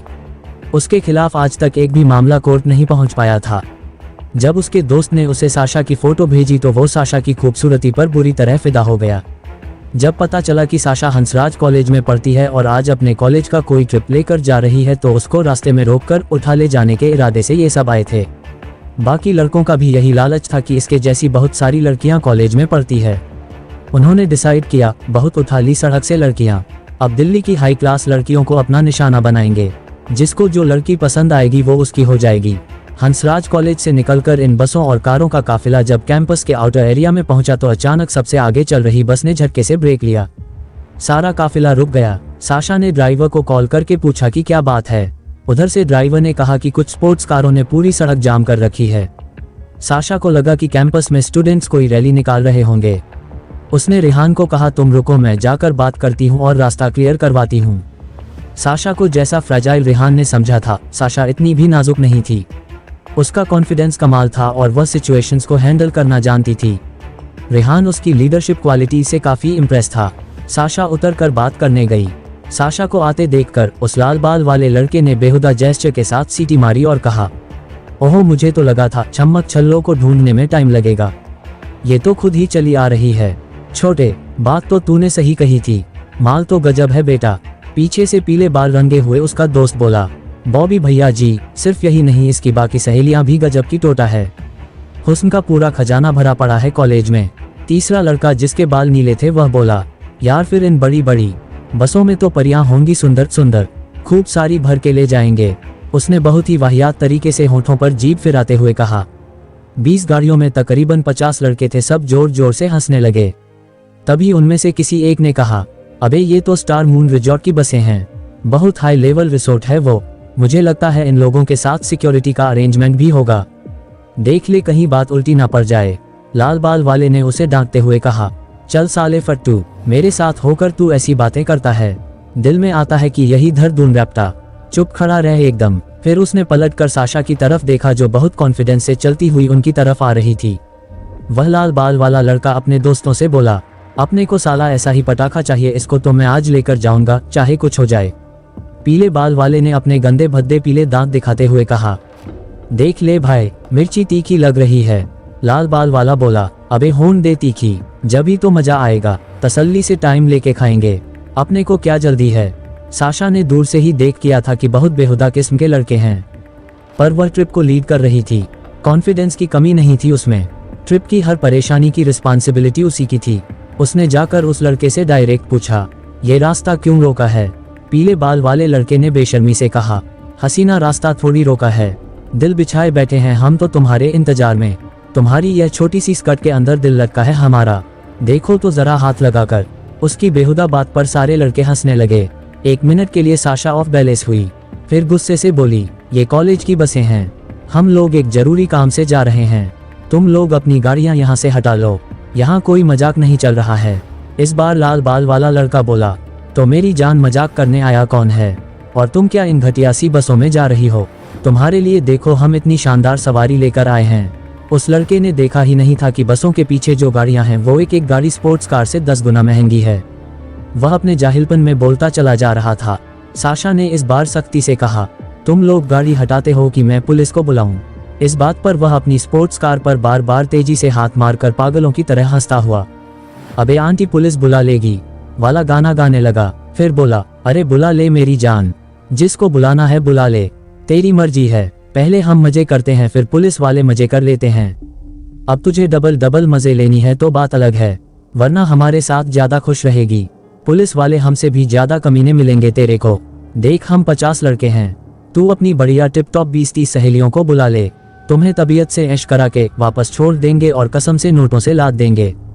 छोड़ ये कॉलेज की घटिया बसें, इनमें कहाँ जा रही है तू? कहते हुए वह साशा की तरफ बढ़ा। साशा पीछे हटी। वह साशा को हाथ लगाने ही वाला था कि साशा और उसके बीच में रेहान आ खड़ा हुआ। दरअसल जब ड्राइवर ने फोन पर कहा कि काफी सारी स्पोर्ट्स कारों ने रास्ता रोका हुआ है, तभी रेहान समझ गया था कि कुछ तो गड़बड़ है। वह साशा के पीछे पीछे आया था। इतनी देर से खड़ा वह बकवास सुन रहा था और यह एनालाइज करने की कोशिश कर रहा था कि यह कितने लोग हैं और उनकी रियल इंटेंशन क्या है। पर उसने जब साशा को छूने की कोशिश की तो रेहान एकदम से सामने आ गया। कियारा गाड़ी में से ये सब देख रही थी। रेहान उसको सख्ती से मना करके आया था कि वह पीछे नहीं आएगी। उसके बाकी दोस्त भी डर के मारे गाड़ी में बैठे थे। बस नील उसके पीछे ऐसे खड़ा था जैसे राम के पीछे हनुमान खड़े होते हैं, पैर चौड़े कर और दोनों हाथ कमर पर रखे इस पोजीशन में कि बस सामने वाला लड़का कुछ बोले और उसका मुंह तोड़ दे। रेहान के इस तरह बीच में आने से वह लड़का गर्दन टेढ़ी करके किसी साइको की तरह हैरानी से बोला, अबे चिकने, तू सलमान खान बनने आया है? कॉलेज के नए उभे कुकर मुते, तेरा बड़ा जिगर है जो हमें रोक रहा। तुझे लगता है तू इस लड़की को मुझसे बचा कर ले जाएगा? साशा समझ गई कि अब यहाँ पर बहुत बड़ा झगड़ा होने वाला है। वह पीछे हटकर पुलिस को कॉल करने लगी। ट्रिप शुरू भी नहीं हुआ और पहले ही इतनी परेशानियां आ गई। रेहान उस लड़के की बात पर मुस्कुराया और बोला, हाँ ले भी जाऊंगा और तुम सबको फोड़कर भी जाऊंगा। रेहान की बात पर वह सारे लड़के हंसने लगे। लाल बाल वाला लड़का रेहान को चिढ़ाते हुए बोला, अले ले, छोटे बेबी को बुझा, आ रहा है, हमसे लड़ेगा। अबे कॉलेज के चूजे, एक चमाट पड़ेगा ना साला, तू 10 दिन बिस्तर से नहीं उठेगा। ये कहकर उसने रेहान को मारने के लिए हाथ उठाया। रेहान और नील में से कोई रिस्पॉन्ड करता इससे पहले ही जैसे कोई बिजली चमकी। धूम धड़ाक धिशुनमा फटाक तेज आवाज हुई और सिर्फ लाल बाल वाला ही नहीं, पीले बाल वाला, नीले बाल वाला और आसपास के 10 लड़के जमीन पर पड़े बुरी तरह कराह रहे थे। उनके बीच में खड़ी मैगी अपने हाथ झाड़कर अपनी शर्ट का कॉलर ठीक कर रही थी। रेहान, नील, साशा और भी वहां पर अब तक जितने लोग बस से उतर कर आ गए थे, सब मैगी को आंखें फाड़ देख रहे थे। तभी एक स्टूडेंट भीड़ में से बोला, ओ माय गॉड, इस लेवल का कुंग-फू इंडिया में भी कोई जानता है। दूसरे ने कहा, अबे खाली कुंग-फू नहीं, मिक्सड मार्शल आर्ट है ये। भीड़ में से एक और आवाज आई, अरे ये कुंग-फू नहीं, कलरीपायट्टू मार्शल आर्ट्स है, वही जिसमें वो हीरो विद्युत जामवाल ट्रेंड है। स्टूडेंट्स में से ही कोई बोला, यार यकीन नहीं आ रहा, हम अपने ही कॉलेज में एक लेडी सुपर हीरो देख रहे हैं। मुझे तो ये हॉलीवुड फिल्मों की कैटेसूट पहने दिख रही है जो मार्शल आर्ट एक्सपर्ट है। मैगी के किक्स इतनी स्ट्रांग थी कि वह सारे अभी तक जमीन से उठ नहीं पाए थे। लाल बाल वाला लड़का जिसका नाम बॉबी था वह जमीन पर अधलेटा मैगी को बड़ी लस्टफुल आंखों से ऊपर से नीचे तक देखता हुआ बोला, देवी कसम जिंदगी में बड़ी फुलझड़ियां देखी पर आज तक तेरे जैसी नहीं देखी। तू तो गजब का पीस है भाई। यूं तो तूने मेरे पर हाथ उठाया है और मेरे पर जो हाथ उठा दे वह इस दुनिया से उठ जाता है। पर देख, तेरे पर मेरा आ गया है दी। गाड़ी अपने पास है ही, बंगला अपना करोड़ों का है, बाकी तू जो कहेगी तेरे कदमों पर लाकर रख दूंगा। तू मेरे गेल चल पड़। क्या इन स्कूल कॉलेजों के टेंटों में रखा है? जिंदगी के असली मजे मैं दिलाऊंगा तुझे। रेहान उसकी बकवास पर आग बबूला हो बोला, रुक जा, मैं कराता हूँ साले तेरे मजे। बड़ा हरामी है तू, पीट कर भी बकवास किए जा रहा है। रेहान उसकी तरफ बढ़ने लगा तो मैगी ने उसे हाथ के इशारे से रोक दिया और खुद उसकी तरफ बढ़ी। वह लड़का बॉबी मैगी को अपनी तरफ आते देखकर बड़ा खुश हो गया। उसको लगा मैगी को उसका ऑफर पसंद आ गया, पर रेहान अब मुस्कुरा रहा था। उसको पता था कि मैगी किस हद तक अपने काम को लेकर जुनूनी है। वह इस तरह की बातों के लिए बिल्कुल इमोशनलेस है। रेहान को मजा आ रहा था देखने में कि अब मैगी क्या करेगी। बाकी सारे स्टूडेंट भी क्यूरियस थे कि अब क्या होगा।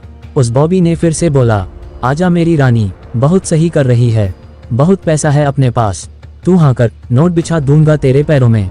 तू इंडिया छोड़ दुनिया की जोन सी जगह कहेगी तुझे वही घुमाऊंगा। उसे लगता था कि दुनिया में पैसा ऐसी चीज है जो सब कुछ खरीद सकता है, और लड़कियों को तो पैसे वाले आदमी के सिवाय और चाहिए क्या। मैगी उसके पास आए और उसकी तरफ हाथ बढ़ाया। उस लड़के का दिल खुशी के मारे जोर से उछलने लगा। मैगी ने उसका हाथ पकड़ा। वह मैगी का हाथ पकड़कर जमीन से उठ खड़ा हुआ।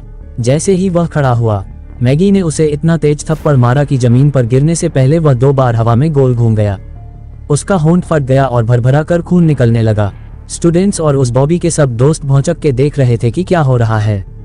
आज तक बॉबी पर हाथ उठाने की किसी की हिम्मत हुई नहीं थी। इसके बाद तो वह सब लड़के एक्शन में आ गए।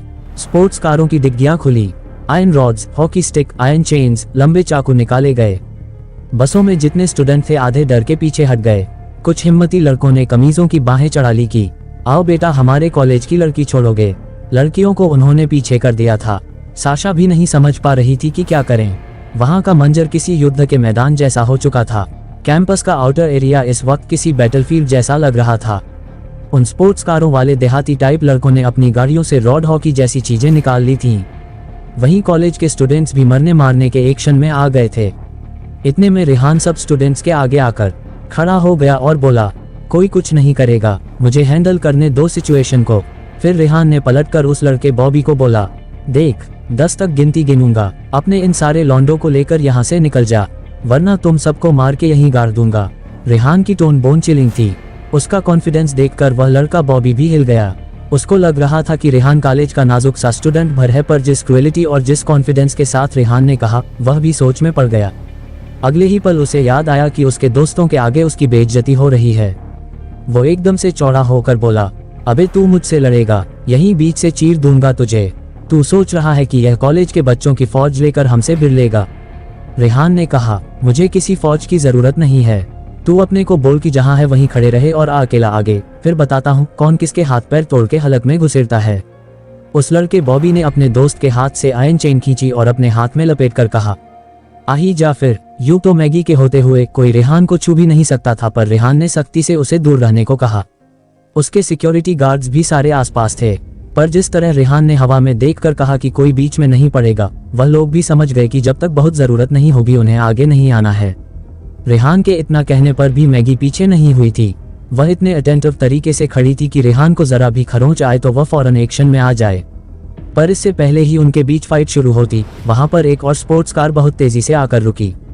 उसमें से जो लड़का उतरा उसको देखकर ना सिर्फ रेहान बल्कि वह लड़का बॉबी भी बुरी तरह चौंक गया। वह लड़का तेजी से चलता हुआ बॉबी के पास आया और उसकी कॉलर पकड़कर बोला, अबे दिमाग खराब हो गया है, तुझे पता भी है कि तू किससे लड़ रहा है? वह लाल बाल वाला लड़का बॉबी राहुल को देखकर एकदम डिफेंसिव हो गया और बोला, राहुल भाई आप मेरी बात तो सुनो। राहुल उसे खींचकर साइड में ले जाते हुए बोला, तू मेरी बात सुन पहले, अभी तू बिना कोई सवाल किए बस यहाँ से चुपचाप चला जा, वरना मेरे से बुरा कोई नहीं होगा। और उसके जवाब का इंतजार किए बिना राहुल रेहान की तरफ पलटा और बोला, आई एम सॉरी ब्रो, पैसा आ गया पर अक्ल अभी तक आई नहीं है इन लोगों को। अभी मैंने समझा दिया है, अब ये लोग तुम्हें और तुम्हारे दोस्तों को तंग नहीं करेंगे। राहुल इतनी पोलाइटली और झुककर रेहान से बात कर रहा था कि रेहान सरप्राइज था कि आखिर यह इतना कैसे बदल गया। और बॉबी रेहान से भी ज्यादा हैरान था कि जो लड़का अयाशी में उससे भी 4 कदम आगे है, आज सबके बीच में उसको इस तरह से रोक रहा है। राहुल के फादर बहुत बड़े बिल्डर है, रियल एस्टेट का बिजनेस है उनका। बॉबी और आसपास के अधिकतर लोगों की जमीनें राहुल के पापा ने ही खरीदी हैं। एग्रीमेंट है कि वही उनकी जमीनों पर फैक्ट्री और फ्लैट्स खड़े करेंगे। बॉबी राहुल को ऑफेंड करने की सोच भी नहीं सकता था। जमीनों का बहुत सारा पेमेंट अभी भी राहुल की ही कंपनी से उनके पास आना था। बॉबी अपना गुस्सा पीकर रह गया। उसे यह नहीं समझ आ रहा था कि राहुल रेहान के आगे इतना क्यों झुक रहा है। उधर रेहान समझ तो रहा था कि इसमें भी राहुल का कोई मोटिव होगा, पर वह लोग आगे की जर्नी के लिए पहले ही बहुत लेट हो चुके थे। इसलिए रेहान ने राहुल में ज्यादा दिमाग ना मारते हुए कहा, अपने इन नमूने दोस्तों को कहो कि सामने से गाड़ियां हटाए, हम लेट हो रहे हैं। राहुल ने हाँ में सर हिलाया और उन लड़कों की तरफ देखकर कहा, कम ऑन फ्रेंड्स, हटाओ अपनी अपनी कारें जल्दी। बॉबी के साथ साथ वह सारे लड़के हैरान थे कि आखिरकार बॉबी राहुल को कुछ कह क्यों नहीं रहा, पर वह लोग समझ गए थे कि रेहान जरूर कोई बहुत बड़ी हस्ती है जिससे पंगा लेना उनको बहुत भारी पड़ सकता है।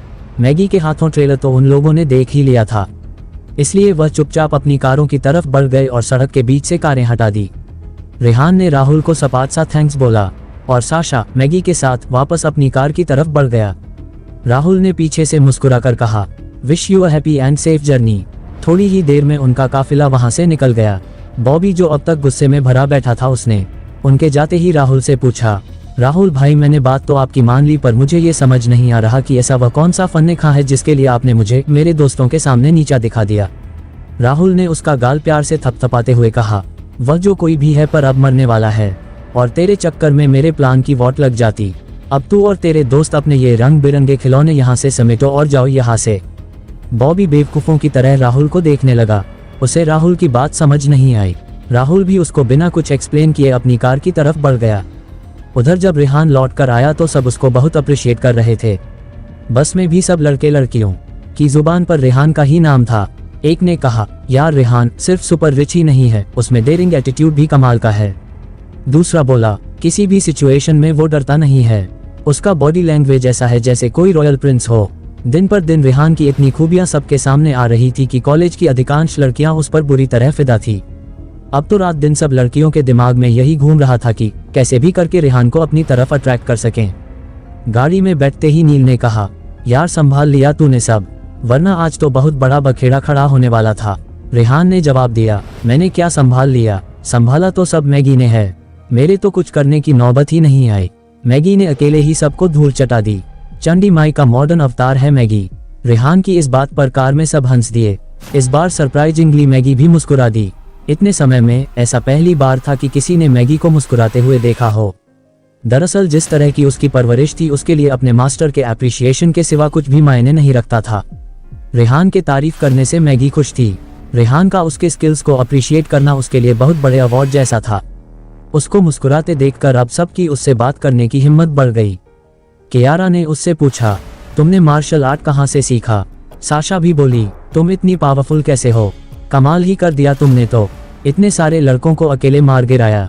मैगी के एक्सप्रेशन फिर से पहले जैसे हो गए, एकदम सपाट। उसने कोई जवाब नहीं दिया। साशा और कियारा ने बुरा सा मुंह बनाया और फिर आपस में बात करने लगी।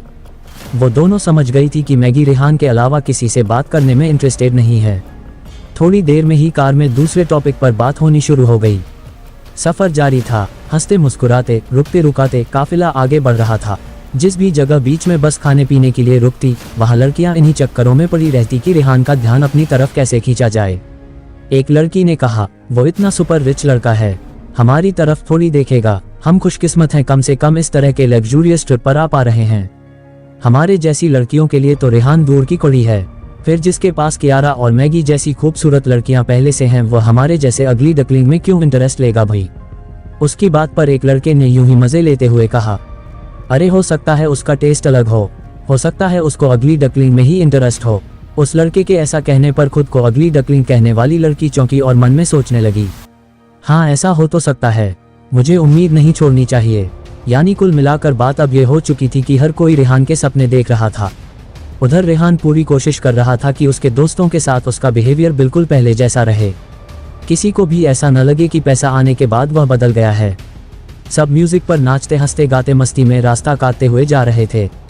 किसी को खबर नहीं थी कि इस पूरे काफिले को एक ब्लैक कलर की लैंड रोवर एक निश्चित दूरी से फॉलो कर रही थी। लगातार उस लंबी जर्नी के बाद आखिरकार वो लोग अपने डेस्टिनेशन पर पहुंच गए। सब अपनी अपनी बसों से और कारों से बाहर आकर हाथ पैर झटकने लगे। सबको थकान महसूस हो रही थी। उन लोगों का बस चलता तो वहीं पर बिस्तर लगा लेते। तभी साशा ने एक और अनाउंसमेंट की, हम लोग यहाँ से 2 घंटे का ट्रैक करके ऊपर माउंटेन पर जाएंगे। वहीं पर हमारे लिए टैंक्स का अरेंजमेंट है। आप सबका पहला टास्क ये है कि रास्ते में जितना भी कूड़ा या अनवांटेड मटेरियल पड़ा होगा हम उसको क्लीन करते हुए जाएंगे।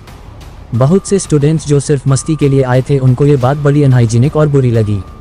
उनके मुंह चट गए। साशा की बात पर रेहान का दोस्त चिढ़कर बोला, यार हम यहाँ कूड़ा उठाने थोड़ी आए हैं, हम तो यहाँ सुंदर लड़कियों के चक्कर में आए थे। अब ये हमसे स्वीपर वाले काम कराएगी। हम नहीं जा रहे किसी माउंटेन के टैंक में, हम तो यहीं कार में पड़कर सो जाते हैं। रेहान ने हंसते हुए अपने दोस्त को डांटा, चुप कर कामचोर, उठाओ सब अपने अपने बैग और चलो, यहाँ रुकने का कोई सीन नहीं है, सबका अरेंजमेंट ऊपर टेंट में ही है, वही चलना होगा। उसके बाद रेहान ने कार से अपना बैग उतार कर कंधे पर लिया और आगे बढ़ गया। कियारा और मैगी भी अपना अपना बैग लेकर उसके पीछे चल दी। नील ने हंसते हुए बाकी दोनों दोस्तों के कंधे पर हाथ रखा और उन्हें छेड़ते हुए कहा, चलो आलसी, यहाँ अकेले पड़े रहे तो शेर आकर खा जाएगा तुम्हें। वह दोस्त चौंकता हुआ बोला, तो क्या इस जंगल में शेर भी है? नील ने जवाब दिया, नहीं होगा तो रातों रात पैदा हो जाएगा अपने आप ही। अब तेरे जैसा लजीज गधा खाने का लालच थोड़ी छोड़ सकेगा। उसकी इस बात पर आसपास खड़े सब लड़के लड़कियां हंस दिए। वो लड़का नील को मारने के लिए दौड़ा। इसी हंसी मजाक में वह लोग ट्रैक की तरफ चल दिए। साशा ने एक बार फिर से सबको मोटिवेट किया कि स्टार मून होटल वालों ने ऊपर बहुत ही शानदार टेंट्स का अरेंजमेंट किया है। एक बार ट्रैक कवर कर लें फिर ऊपर उनको कोई दिक्कत नहीं होगी।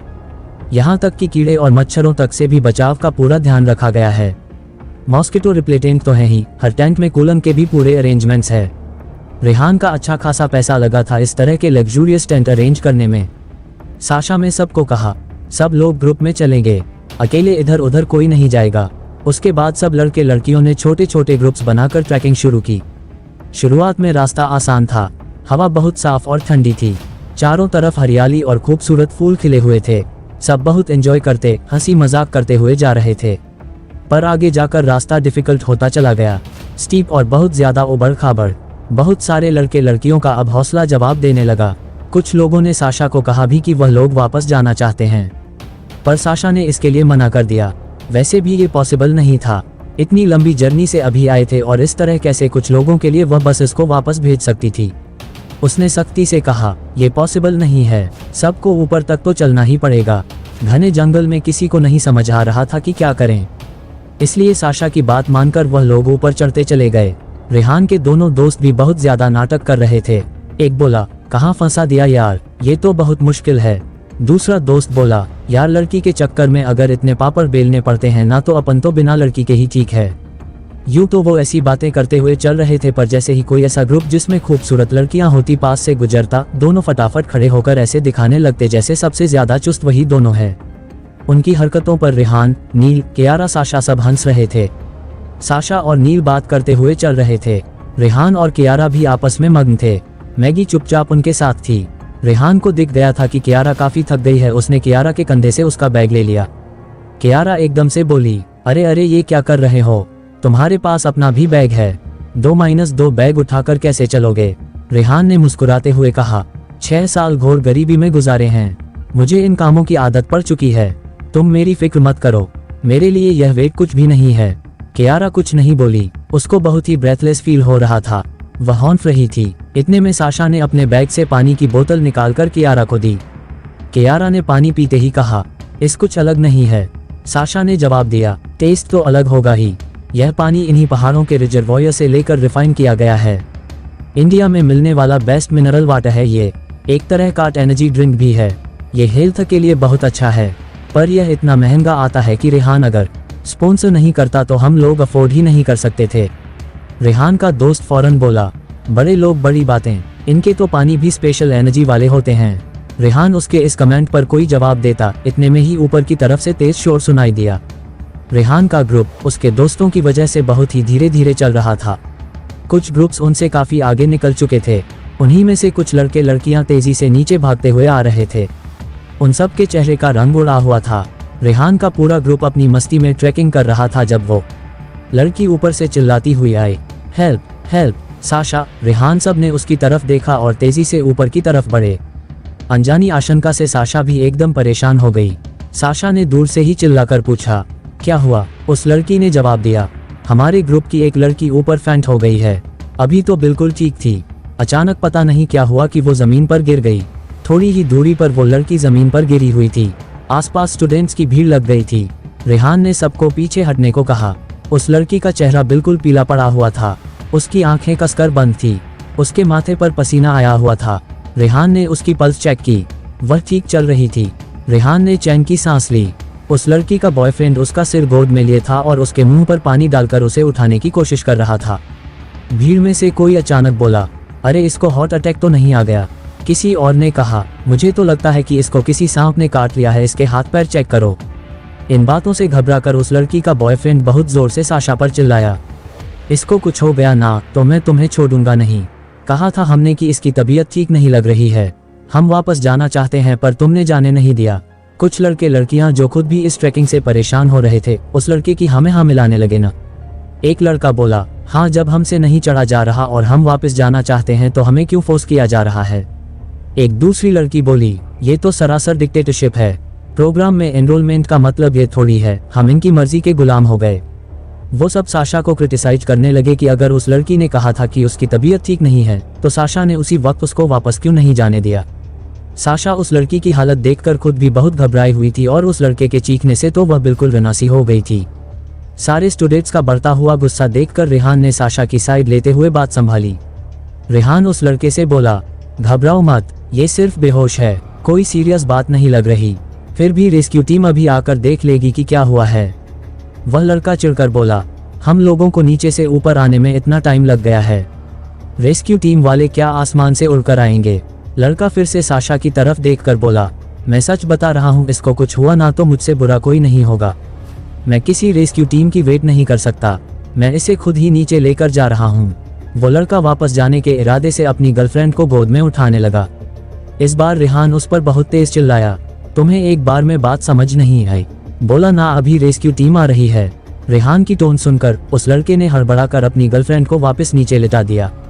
रेहान को बहुत तेज गुस्सा आ रहा था कि वो सब मिलकर साशा को गलत बात पर अक्यूज कर रहे हैं, जबकि इसमें साशा की कोई गलती थी ही नहीं।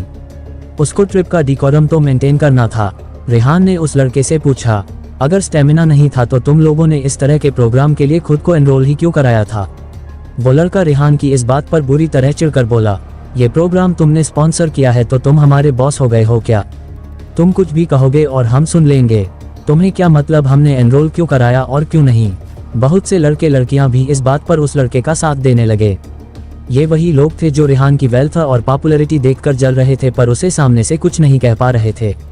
भीड़ में से कोई बोला, ये बिल्कुल सही बात है, तुमने स्पॉन्सर किया है, इसका मतलब यह नहीं है कि तुम हम पर हुक्म चलाओगे। भीड़ में से किसी और लड़के ने भी बोला, जब इनके पास कोई सेफ्टी बैकअप ही नहीं है तो इन जंगलों में इस तरह पड़े रहना कोई समझदारी नहीं है।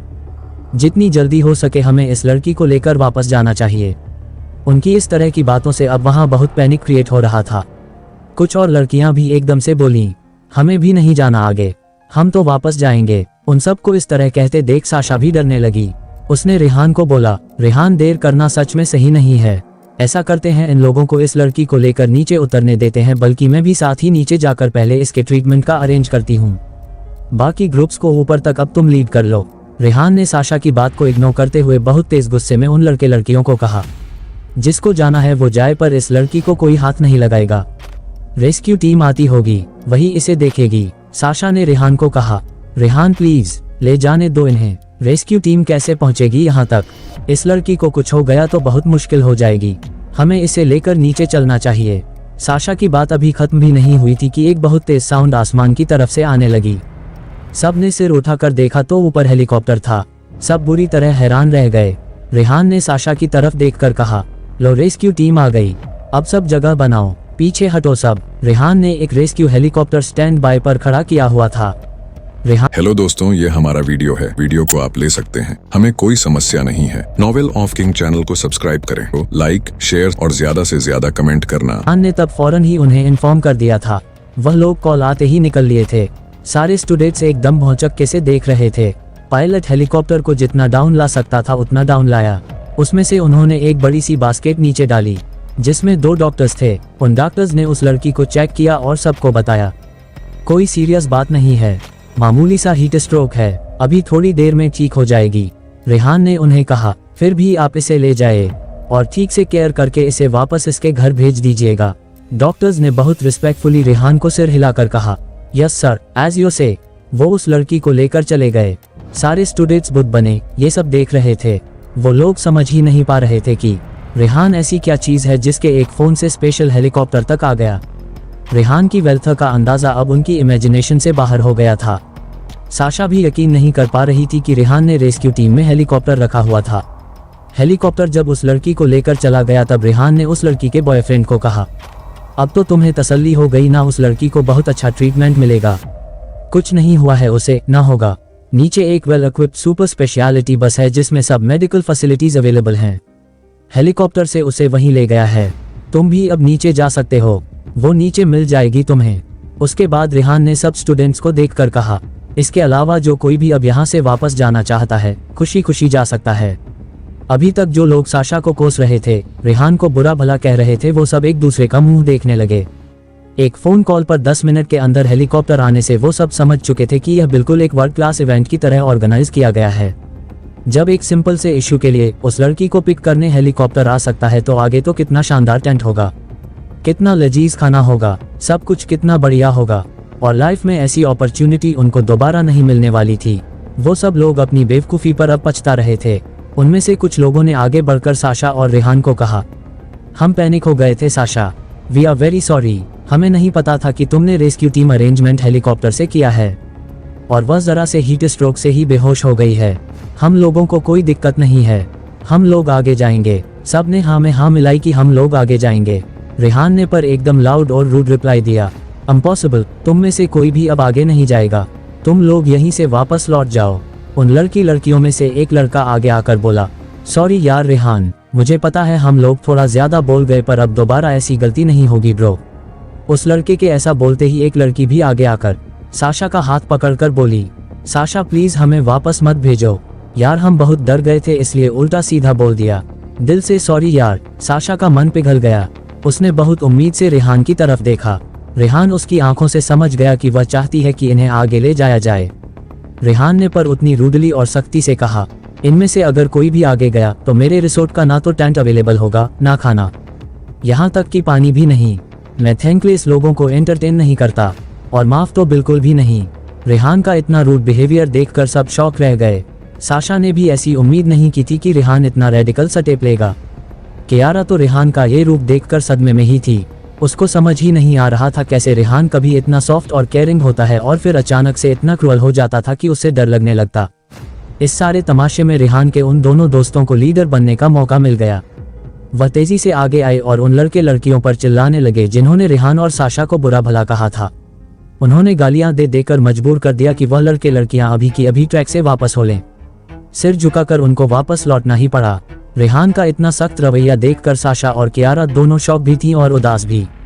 इस सब में इतनी देर हो गई कि साशा का सारा शेड्यूल अपसेट हो गया। रेहान ने टाइम देखा तो दोपहर के 2 बज रहे थे। रेहान ने सबको कहा कि वो लोग यहीं ब्रेक लेंगे, यहीं पर उन लोगों का लंच आ जाएगा।